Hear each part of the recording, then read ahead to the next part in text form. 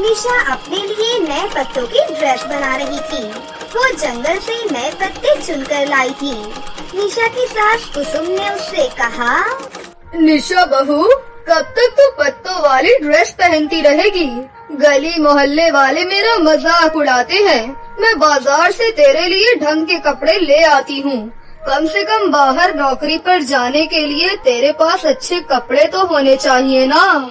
नहीं माँ जी, इन पत्तों वाली ड्रेस से हमारे आदिवासी संस्कार झलकते हैं। ये हमारी पुरानी परंपरा है जो सदियों से चली आ रही है। मुझे नौकरी करने के लिए कहीं बाहर जाने की जरूरत नहीं है। मैं घर बैठकर पैसे कमा सकती हूँ। तू घर बैठकर पैसे कैसे कमा लेगी? तू तो पढ़ी लिखी भी नहीं है। तुझे कहीं बाहर जाकर दूसरों के घरों में झाड़ू पोछे का काम करना होगा।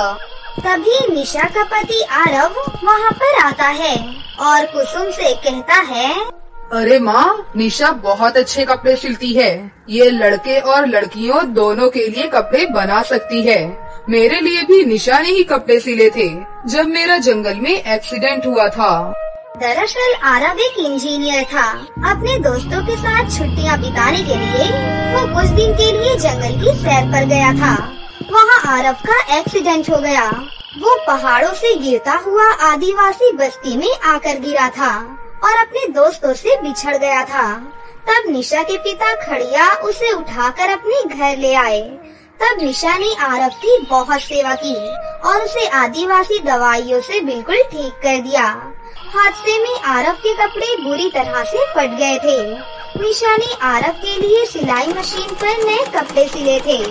साथ ही निशा बहुत सुंदर थी, जिस वजह से आरव को उससे प्यार हो जाता है और वो उसे प्रपोज कर देता है। उसके बाद आरव ने वही निशा से शादी कर ली थी। उसके बाद आरव और निशा दोनों शहर आ गए। कुछ दिनों के बाद आरव की नौकरी छूट गई, जिसके बाद उनके घर के हालात खराब होने लगे। ऐसे में निशा और कुसुम दोनों मिलकर कम पैसों में भी घर का खर्चा अच्छे से चलाने लगी। लेकिन अब जमा पैसे खर्च हो गए थे।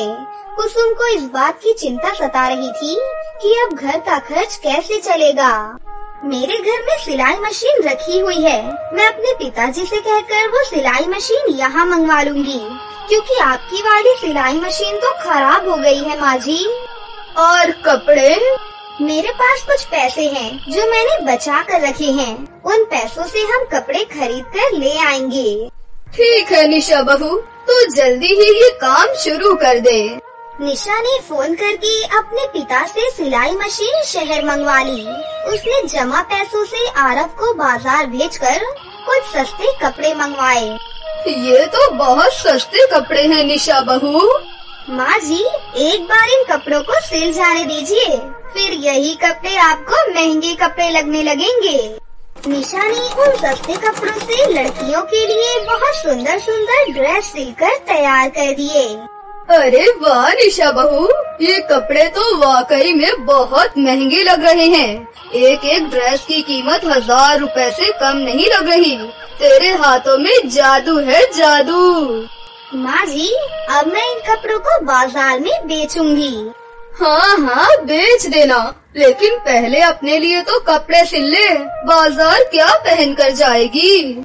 नहीं माँ जी, मुझे मेरे लिए कपड़े सिलने की जरूरत नहीं है। मैं तो अपने पत्तों वाली ड्रेस में ही बाजार जाऊंगी। हे भगवान, यही देखना बाकी रह गया था कि मेरी बहू पत्ते पहनकर बाजार में जाएगी। लोग क्या कहेंगे? अरे माँ, निशा ठीक ही तो कह रही है। निशा जब पत्ते पहनकर बाजार जाएगी तो लोग उसकी तरफ ज्यादा आकर्षित होंगे और उसके कपड़े खरीदने के लिए इसके पास आएंगे। तभी तो निशा के सिले हुए कपड़े बाजार में ज्यादा बिकेंगे। शायद तू ठीक कह रहा है। दूसरे दिन निशा अपने पत्तों वाली ड्रेस में बाजार जाती है और फुटपाथ के किनारे बैठकर अपने सिले हुए कपड़े बेचने लगती है। आओ आओ, सेल लगी है, सेल। 2000 के कपड़े 1000 रुपए में, 50% डिस्काउंट। निशा की आवाजें सुनकर आने जाने वाले राहगीर उसकी तरफ देखने लगे। शहर में किसी ने पत्ते वाली ड्रेस पहने हुए आदिवासी को नहीं देखा था। निशा को देखने के लिए उसके आसपास लोगों की भीड़ लग गई। लोगों ने जब देखा कि निशा कपड़े बेच रही है तो लोग उसके कपड़े देखने लगे। ये ड्रेस तुमने सिली है? जी मेम साहब। कितनी सुंदर ड्रेस है। मेरी बिटिया पर ये ड्रेस बहुत अच्छी लगेगी और ये सस्ती भी है। ऐसा करो, ये ड्रेस पैक कर दो। निशा उस औरत को वो ड्रेस पैक करके दे देती है। ये लो तुम्हारे 1000 रुपए। ओह वाह, ये ड्रेस कितनी सुंदर है, कितना मॉडर्न लुक है। इसे पहनकर तो मैं मॉडर्न लगूंगी। ओ पत्तों की ड्रेस वाली, ये ड्रेस मेरे लिए पैक कर दो और ये लो तुम्हारे 1000 रुपए। जी मैडम, ये लीजिए आपकी ड्रेस। धीरे धीरे करके निशा के सारे ड्रेस बिक गए। निशा के बिजनेस का पहला दिन बहुत अच्छा रहा। वो खुशी खुशी पैसे लेकर घर आ गई। अरे निशा बहू, तू खाली हाथ आई है। तेरी सारी ड्रेस कहाँ गई? वो सारी ड्रेस तो बिक गई। सारे बिक गए? हाँ माँ जी, ये लीजिए मेरी पहली कमाई। पूरे 10,000 रुपए हैं। अब कल मैं और ढेर सारी ड्रेस बनाऊंगी। दूसरे दिन निशा लड़कों के लिए शर्ट और पैंट सिलती है और उन कपड़ों को लेकर बाजार जाती है। दूसरे दिन भी निशा अपने पत्तों वाली ड्रेस में थी। उस दिन भी उसे देखने के लिए लोगों की भीड़ लग गई। अरे वाह, शर्ट और पैंट भी आप ये सब भी सिलती हो? हाँ भाई साहब, मैं छोटे बच्चों के कपड़े भी सिलती हूँ। हाँ ठीक है, आप मेरे लिए ये शर्ट और पैंट पैक कर दो। मैं इन्हें मेरे पापा को दिखाऊंगा। मेरे पापा की कपड़ों की फैक्ट्री है। अगर उन्हें आपके सिले हुए कपड़े पसंद आ गए तो आपको उनकी फैक्ट्री में काम भी मिल जाएगा। ठीक है, ये लीजिए आपके कपड़े। ये रहे आपके 1000 रुपए और ये रहा मेरा कार्ड। आप कल सुबह मेरे नंबर पर फोन करना। उस दिन भी निशा के सारे कपड़े फटाफट बिक गए। निशा पैसे लेकर घर आ गई। फिर उसने कुसुम और आरव को सारी बात बताई। अरे वाह निशा बहू, तुझे तो शहर के लोग पहचानने लगे हैं। अब तो तुझे गारमेंट फैक्ट्री में काम भी मिल जाएगा। जी माँ जी, ये सब आपके आशीर्वाद से हुआ है। निशा बहू, अब तो अपने लिए कपड़े सिल ले। माँ जी, मेरे पत्तों वाली ड्रेस की वजह से लोग मुझे पहचानने लगे हैं। लोग इसी ड्रेस की वजह से मेरे पास आते हैं, फिर मेरे सिले हुए कपड़े खरीदते हैं। ठीक है निशा बहू, जैसा तुझे ठीक लगे। दूसरे दिन निशा ने उस लड़के को फोन किया। हाँ, मेरे पिताजी को आपकी सिली हुई ड्रेस बहुत पसंद आई है। आप मेरे पिताजी से मिलने उनकी ऑफिस चली जाओ। मैं आपको वहीं पर मिलूंगा। निशा उसी समय उससे मिलने के लिए उनके ऑफिस जाती है। निशा ने अपने पत्तों वाली ड्रेस ही पहनी हुई थी। ऑफिस में लोग उसे ही देख रहे थे। तभी वो लड़का निशा के पास आया। हाय, मेरा नाम विराट है। ये मेरे पिताजी का ऑफिस है। चलो, मैं तुम्हें अपने पिताजी से मिलवाता हूँ। विराट निशा को अपने पिताजी से मिलवा देता है। विराट के पिता निशा को अपनी कंपनी में ड्रेस डिजाइनर की जॉब दे देते हैं। निशा ड्रेस डिजाइनर बन चुकी थी। वो रोज ऑफिस आती और खूब मन लगाकर काम करती। निशा अब भी पत्तों वाली ड्रेस में ही ऑफिस आती थी। एक दिन ऑफिस में, निशा, तुम्हारी पत्तों वाली ड्रेस हर किसी को तुम्हारी तरफ अट्रैक्ट करती है। क्यों ना तुम एक ऐसी ही कपड़ों की ड्रेस बनाओ जिसमें आर्टिफिशियल पत्ते लगे हों। शायद लोगों को पसंद आए। मैंने इस बारे में पहले क्यों नहीं सोचा? तुम्हारा आइडिया बहुत अच्छा है। मैं आज ही एक ऐसी ड्रेस बनाऊंगी। निशा ने उसी दिन कपड़े का एक लहंगा बनाया जिसमें आर्टिफिशियल पत्ते लगे हुए थे। निशा का वो लहंगा जब बाजार में आया तो उसे खरीदने के लिए लोग टूट पड़े। मुझे ये लहंगा चाहिए। मुझे भी ये वाला लहंगा चाहिए। और मुझे अपनी बेटी के लिए यही वाला लहंगा चाहिए। अरे, लेकिन ये वाला लहंगा तो एक ही पीस है, किसी एक को ही मिलेगा। मुझे चाहिए। नहीं, मुझे चाहिए। अब मुझे दे दो। हर कोई निशा का बनाया हुआ पत्तों वाला लहंगा खरीदने के लिए उत्सुक था, लेकिन वो लहंगा किसी एक को ही मिल सकता था। लोगों ने वैसा ही लहंगा मंगवाए जाने की डिमांड कर दी। बाजार में निशा के बनाए हुए पत्तों वाले लहंगे की खूब मांग बढ़ गई। निशा के पास अब हजारों ऑर्डर आ गए। निशा अब दिन रात मेहनत और खूब तरक्की करने लगी। तुम्हारी वजह से कंपनी को लाखों का प्रॉफिट हुआ है, इसलिए कंपनी ने तुम्हारी सैलरी बढ़ाकर 80,000 कर दी है। निशा ने घर आकर ये खुशखबरी कुसुम और आरव को बताई। शहर में जिसे देखो तुम्हारे सिले हुए पत्तों वाली ड्रेस पहनकर घूम रहा है। मैंने कभी ये सोचा भी नहीं था कि तुम्हारी ये ड्रेस स्टाइल आइकन बन जाएगी। हाँ निशा बहू, अब तो मुझे भी तेरी ये पत्तों वाली ड्रेस अच्छी लगने लगी है। आरव, अब तुम्हें भी मेरे काम में मेरी मदद करनी होगी। मैं कैसे मदद कर सकता हूँ? मुझे तो सिलाई आती ही नहीं है। तुम्हें सिलाई करने की जरूरत नहीं है। मैं सोच रही हूँ कि क्यों ना हम अपनी खुद की गारमेंट फैक्ट्री खोल लें। हाँ, अच्छा सोचा है, लेकिन उसके लिए हमें काफी पैसों की जरूरत पड़ेगी।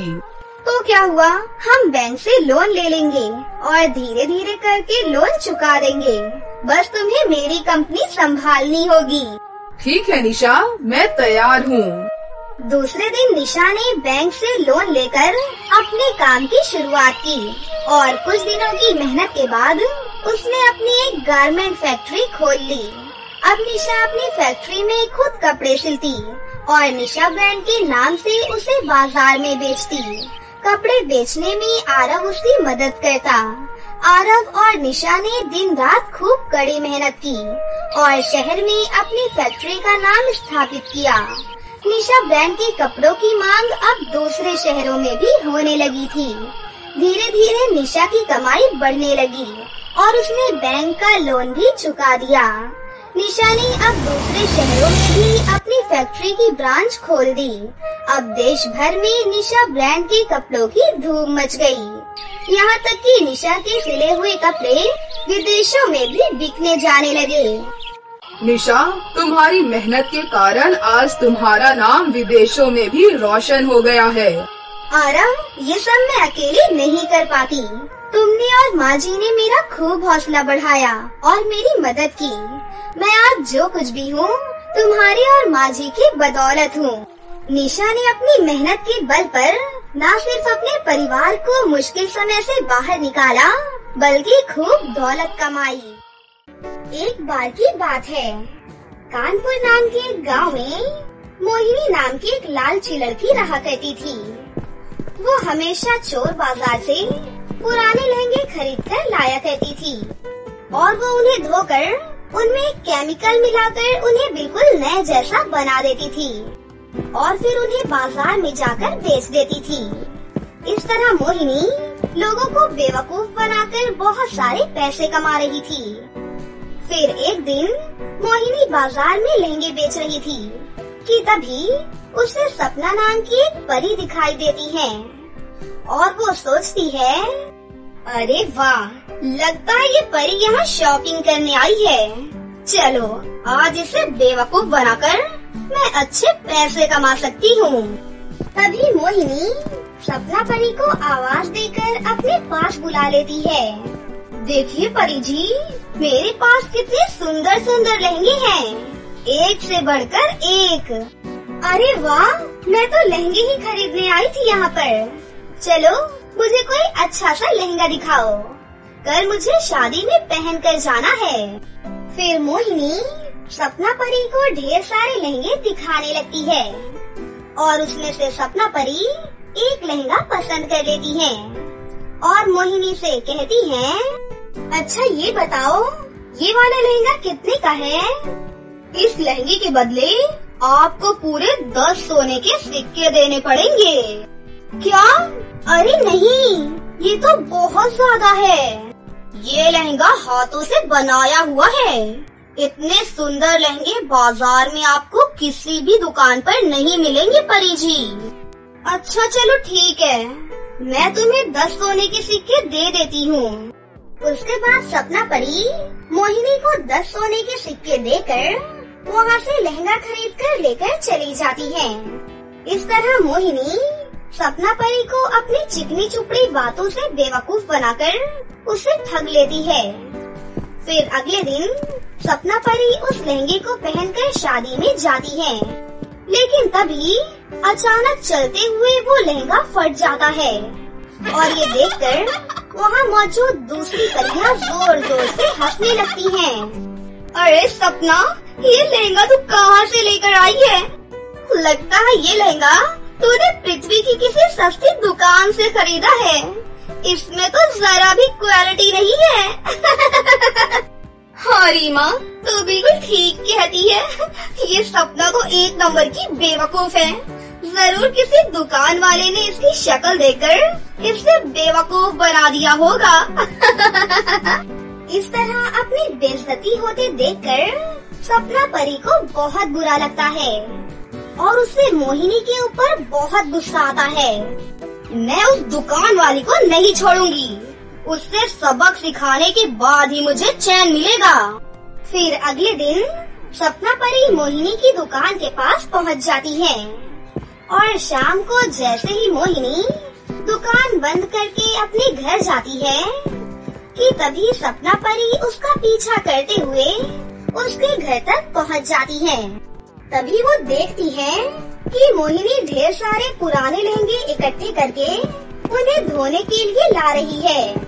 अब मैं अपने खास केमिकल से इन सभी लहंगों को दोबारा बिल्कुल नए जैसा चमका दूंगी, जिस वजह से मेरे लहंगे 4-5 दिन तक बिल्कुल नए जैसे रहते हैं, जिस वजह से लड़कियां आसानी से बेवकूफ बनकर इन्हें खरीद लेती हैं। अच्छा, तो ये बात है बेटा। ये तो बहुत ही बड़ी लालची और धोखेबाज निकली। इसकी अकल तो ठिकाने लगानी ही पड़ेगी। फिर सपना परी अपनी जादुई छड़ी की शक्ति से वहाँ एक जादुई पाउडर प्रकट कर देती है। तभी मोहिनी किसी काम से दूसरे कमरे में चली जाती है। ये मौका देखकर सपना परी फौरन अपने जादुई पाउडर को बाल्टी में रखे कपड़ों में मिलाकर वहाँ से चुपचाप चली जाती है। उसके बाद मोहिनी अपने सारे लहंगों को धोकर बिल्कुल नए जैसा चमका देती है। अगले दिन उन सभी लहंगों को लेकर मोहिनी बाजार में बेचने के लिए पहुँच जाती है और थोड़ी ही देर में मोहिनी के पास लहंगे खरीदने के लिए बहुत सारी लड़कियाँ आ जाती हैं। लेकिन तभी अचानक सभी लहंगों का रंग फीका पड़ जाता है और एक एक करके वो सभी लहंगे काले पड़ जाते हैं। अरे, इसके लहंगे तो एकदम रद्दी हैं। ऐसे घटिया लहंगे हमें नहीं खरीदने। चलो यहाँ से चलते हैं। इस तरह वो सभी लड़कियाँ मुंह बनाकर वहाँ से चली जाती हैं। फिर मोहिनी घबराकर सोचती है, अरे ये सब क्या हो गया? अचानक मेरे सारे लहंगे काले क्यों पड़ गए? ऐसा तो पहले कभी भी नहीं हुआ। फिर अगले दिन से सपना परी रोज मोहिनी के घर के कपड़े की बाल्टी में अपना जादुई पाउडर मिलाकर उसके लहंगे खराब करना शुरू कर देती है। इस तरह रोज बाजार जाते ही मोहिनी के सभी लहंगे काले पड़ जाते थे। इस तरह धीरे धीरे मोहिनी का व्यापार पूरी तरह से ठप पड़ जाता है और वो बिल्कुल कंगाल हो जाती है। ये सब मेरे साथ क्या हो रहा है? अचानक मेरे सारे लहंगे क्यों खराब हो रहे हैं? इतने दिनों से मैंने एक भी रुपए का व्यापार नहीं किया है। अब मैं क्या खाऊंगी, क्या पीऊंगी? मेरे पास बिल्कुल भी पैसे नहीं हैं। इस तरह मोहिनी दुखी होकर रोने लग जाती है। तभी वहाँ पर सपना परी आ जाती है। मोहिनी, तुम एक नंबर की लालची लड़की हो। तुमने अपने फायदे के लिए गांव की दूसरी लड़कियों को बेवकूफ बनाकर बहुत सारे पैसे कमाए थे ना? इसीलिए मैंने तुम्हें इसकी सजा दी है। मैंने तुम्हारे पानी में अपना जादुई पाउडर मिलाया था, इसीलिए तुम्हारे सारे लहंगे काले होते जा रहे थे। नहीं नहीं परी जी, मेरे साथ ऐसा मत करो। मुझसे बहुत बड़ी गलती हो गई। आज के बाद मैं हमेशा अच्छे नए और क्वालिटी के लहंगे बेचूंगी। प्लीज तुम ये सब रोक दो परी जी, मुझे माफ कर दो। मोहिनी की ये बात सुनकर सपना परी को उस पर दया आ जाती है और वो उसे माफ कर देती है और वहाँ से वापस अपने परी लोग लौट जाती है। फिर अगले दिन से मोहिनी पूरी तरह से सुधर जाती है और ईमानदारी से अच्छे और सुंदर लहंगे बेचने शुरू कर देती है और हंसी खुशी से अपनी जिंदगी जीने लगती है। ये कहानी है अमायरा नाम की एक लड़की की, जो कि कुंजनगर नाम के एक गांव में रहा करती थी। अमायरा बहुत ही गरीब परिवार से थी। अमायरा के पिता बाजार में लड़कियों के सुंदर सुंदर लहंगे बेचा करते थे, लेकिन लहंगे बेचकर जो भी पैसे आते थे उन पैसों से उनके परिवार का गुजारा ठीक से नहीं हो पाता था। वो रूखी सूखी खाकर ही अपना गुजारा कर रहे थे। एक दिन अमायरा के पिता की तबीयत कुछ ठीक नहीं थी, लेकिन फिर भी उन्हें बाजार में लहंगे बेचने के लिए जाना पड़ा। वो जब बाजार में लहंगे बेच रहे थे कि तभी अचानक से उन्हें चक्कर आया और वो बीच बाजार में सड़क पर ही गिर गए। तभी वहाँ से एक बड़ा ट्रक गुजरा और वो उस ट्रक के नीचे आ गए और उनकी मौके पर ही मृत्यु हो गई। जब ये खबर अमायरा और उसकी माँ तक पहुँची तो वो लोग भागते हुए वहाँ पर आ गयी। माँ, पिताजी को क्या हो गया है? पिताजी कुछ बोल क्यों नहीं रहे हैं माँ? अमायरा की माँ ने किसी तरह अमायरा को संभाला और विधिवत से अमायरा के पिता का अंतिम संस्कार हो गया। उसके बाद अमायरा और उसकी माँ काफी दुखी रहने लग गई थी। ऐसे ही एक दिन अमायरा को जोरों की भूख लगती है और वो अपनी माँ से कहती है, माँ, मुझे बहुत भूख लगी है, कुछ खाने को दो ना। अरे बेटा, आज पानी पीकर ही सो जा, घर में खाने के लिए कुछ भी नहीं है। ये सुनकर अमायरा बहुत उदास हो जाती है और फिर वो पानी पीती है और अपनी माँ की गोद में जाकर सो जाती है। अगले दिन से अमायरा की माँ कुछ लहंगे लेकर उन्हें बेचने के लिए बाजार जाती है। लहंगे ले लो, लहंगे, सुंदर सुंदर रंग बिरंगे लहंगे ले लो। इसी तरह वो लहंगे बेचती है। फिर कुछ लोग उनसे लहंगे खरीदते हैं, जिससे कि अमायरा की माँ के पास कुछ पैसे आ जाते हैं और उन पैसों से वो घर में आटा, चावल और दाल लेकर आती है। फिर उस रात को आराम से खाना खाकर वो लोग सो जाते हैं। ऐसे ही कुछ दिनों बाद अमायरा की माँ की भी तबीयत बहुत ज्यादा खराब हो जाती है। अब वो बिस्तर से उठने लायक भी नहीं बची थी।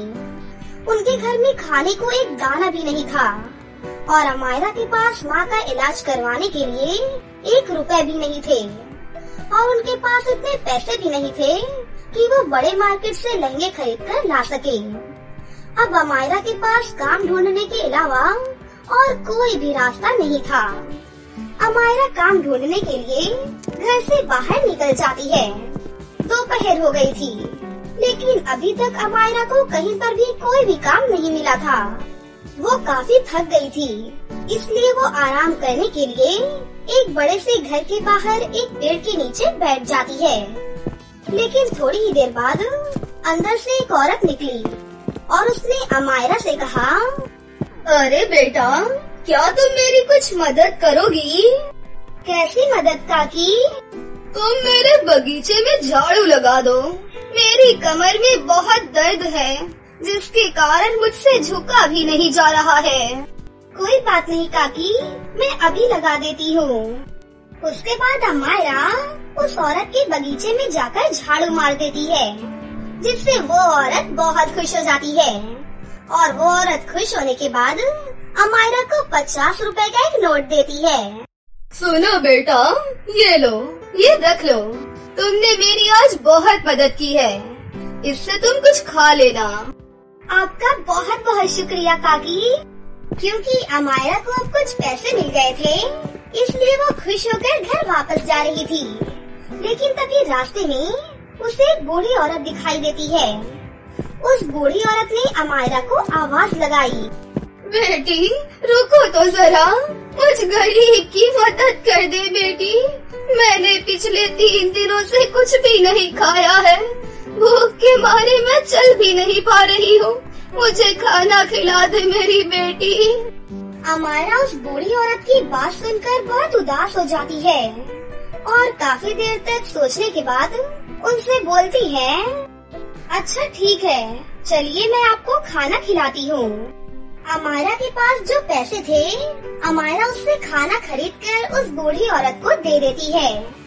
वो बूढ़ी औरत खाना खाकर बहुत खुश हो जाती है। अमायरा ये सोचते हुए जा रही थी कि आज भी उसे कोई भी काम नहीं मिला और वो आगे बढ़ती है कि तभी उसे पीछे से एक बहुत ही सुरीली आवाज सुनाई देती है, अमायरा, अमायरा। अमायरा पीछे मुड़कर देखती है तो वहाँ पर एक बहुत ही सुंदर सी परी खड़ी हुई थी। अमायरा परी को देखकर हैरान हो जाती है और बोलती है, अरे आप कौन हो और आपको मेरा नाम कैसे पता है? मैं परीलोक से आई हूँ। मेरा नाम कैटरीना परी है। मुझे तुम बहुत दुखी लग रही थी, इसीलिए मैंने तुम्हारा पीछा किया और सोचा कि मैं तुम्हारी परीक्षा लूं। तुम एक बहुत ही दयालु लड़की हो। मैं तुमसे बहुत प्रसन्न हुई। बताओ तुम्हें मुझसे क्या चाहिए? उसके बाद अमायरा परी को अपने घर के हालात के बारे में सब कुछ बताती है। उसकी बातें सुनकर परी की आंखें नम हो जाती हैं। फिर परी उससे कहती है, मैं तुम्हें एक जादुई पेड़ दूंगी। तुम उससे जो भी मांगोगी वो तुम्हें वो दे देगा। तुम अपने घर जाओ। तुम्हारे घर की पास वाली नदी में तुम्हें वो जादुई पेड़ मिल जाएगा। अमायरा बहुत खुश होकर अपने घर जाती है। घर जाने के बाद वो देखती है कि उसके घर के पास वाली नदी में एक बहुत बड़ा सा पेड़ है। पेड़ देखकर अमायरा बहुत खुश हो जाती है और वो सोचती है, मैं इस पेड़ से बहुत सारे लहंगे मांगूंगी और उन्हें बेचकर अपनी माँ का इलाज करवाऊंगी। उसके बाद अमायरा उस पेड़ से कहती है, हे जादुई पेड़, तुम मुझे कुछ लहंगे दे दो। मैं उन्हें बेचकर अपना घर चलाऊंगी और अपनी माँ का इलाज भी करवाऊंगी। अमायरा के इतना कहते ही जादुई पेड़ में बहुत सारे लहंगे उग जाते हैं। अमायरा उन्हें देखकर बहुत खुश हो जाती है। फिर अगले दिन सुबह होने पर अमायरा उन सभी लहंगों को पेड़ से तोड़कर बेचने लगती है। वो लहंगे इतने सुंदर और आकर्षित थे कि सभी लोगों ने उस लहंगे को तुरंत ही खरीद लिया और जो पैसे अमायरा को मिले, उन पैसों से अमायरा ने अपनी माँ का इलाज करवाया। जादुई लहंगे का पेड़ उन्हें रोज लहंगे देता था और वो उन्हें बेचकर अपना घर चलाती थी। इसी तरह लहंगे को बेचकर अमायरा और उसकी माँ कुछ ही दिनों में बहुत अमीर हो जाती है और वो हंसी खुशी जादुई पेड़ के साथ में अपनी जिंदगी जीने लगती है। तो दोस्तों, कैसी लगी आपको हमारी ये कहानी? अगर आपको हमारी कहानी अच्छी लगी हो तो इसे जरूर लाइक करें। साथ ही हमारे चैनल को सब्सक्राइब भी कर लें और बेल आइकन को दबाना ना भूलें। मिलते हैं अगली वीडियो में। धन्यवाद।